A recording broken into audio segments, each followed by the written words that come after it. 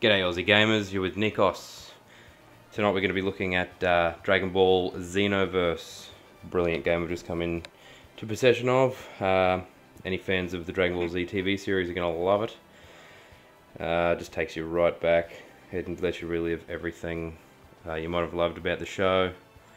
And for me so far it's probably one of the best Dragon Ball games I've played, bar maybe some of the really old school Japanese style ones that we couldn't really understand when we were young, but loved them anyway. Anyway, let's have a bit of a look here.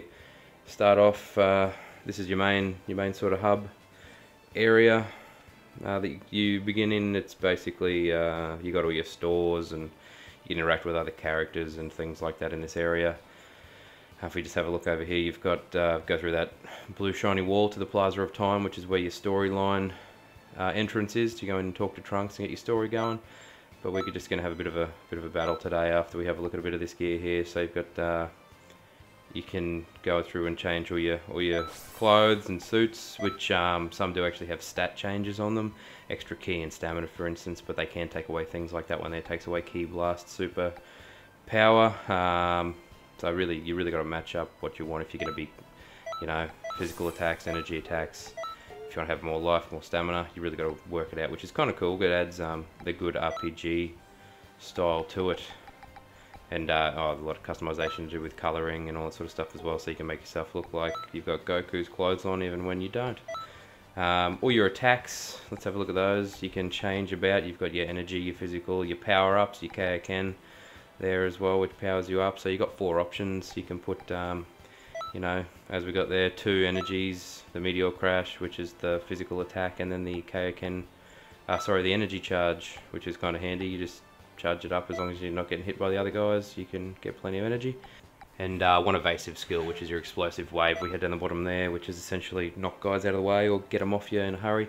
Your attributes as well, we just saw, you know, speed and all that sort of stuff you can level up. Your battle items you can put on healing effects and regain ki, things like that.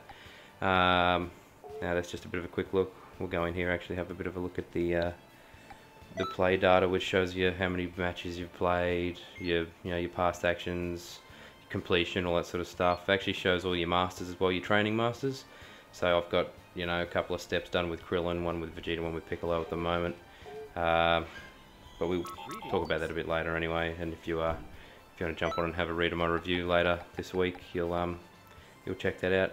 Now we're just doing parallel quests today. They're not really a storyline thing. You don't really have to do too many, but I do recommend it. It's good for training. They are based on the story, so as you go through, most of them are essentially what you've done before in the story, but with a few changes in them. You know, you can have different win conditions to get different items off them. So you say, if you finish a particular one, it might give you 3 different attacks as a reward, but it might only give you one of them at one time, so you'll have to replay, get the other ones. Anyway, we're into character select now. You've got your own character there at the beginning, which of course I'm going to use. There's no point not using my character. Otherwise I wouldn't bother, would I? So we're going to grab him. What do we got here? You do have different appearances as well, which is kind of cool. Now I don't really have any others with him at the moment. He's just butt naked. We'll go to Goku. We'll use him because he's a boss and he's got different looks as well. And when you change looks too with these guys, their stats do change. So I'll choose the one with a little bit more ki. Piccolo as well. A couple of different looks. Just takes away his cape and his hat there. But we'll go for that one. It's a little bit tidier. Okay, so let's go in here and have a look, eh?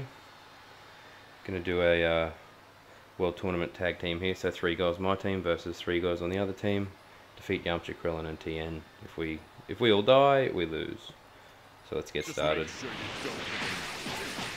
I'll try and show you as much as I can here, and hopefully still win. So you can get away quite quickly, as you can see from them, if you need to. For me, I'm pretty heavy. I've sort of spread it out now, but I am a bit heavy on the physical stuff. Like you get in there and get punching and get some combos and whatnot up, and then do a bit of that tricky stuff there. Do an energy charge there, try and get a little bit up, maybe do a Gallic gun. Try and show that to you. Or vacation delete. There you go. That was a bit quick, that one. Tien, he's never been the strongest bloke around. give the Yamcha a go. So there you can see that Gallic gun totally missed. Some of the energy attacks can be quite hard to get on target. You sort of got to make sure they're knocked out, or you know, in between tacks, if you will, or not moving at least before you try and hit them with it. Otherwise, you can just totally waste it and shoot it off into the never never. So there goes Yamcha. We've got Krillin here. I'll get close to him, some hits in. That's a really handy one, that shoot in real quick and do a heavy attack. It really gives them a good knocking, so you can get them away from you for a while if you need to. It's not so hard at the moment. They've got two guys helping me out versus one. Before Krillin, he normally gets smashed. That's just your basic energy attacks there as well. Let's go in and try something else here. Go for the Kamehameha.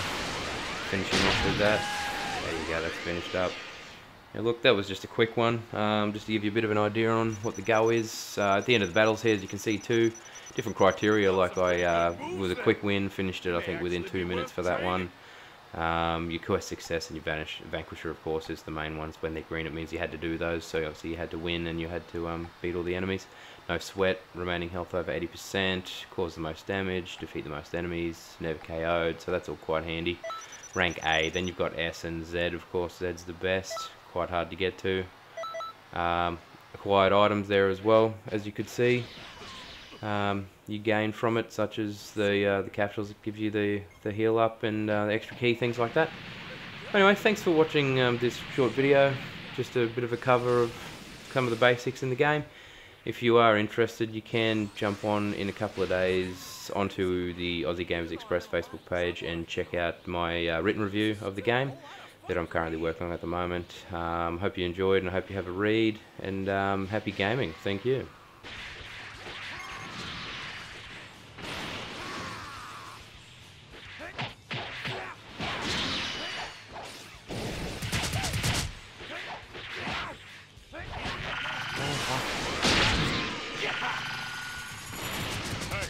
Serious, you're gonna blow it.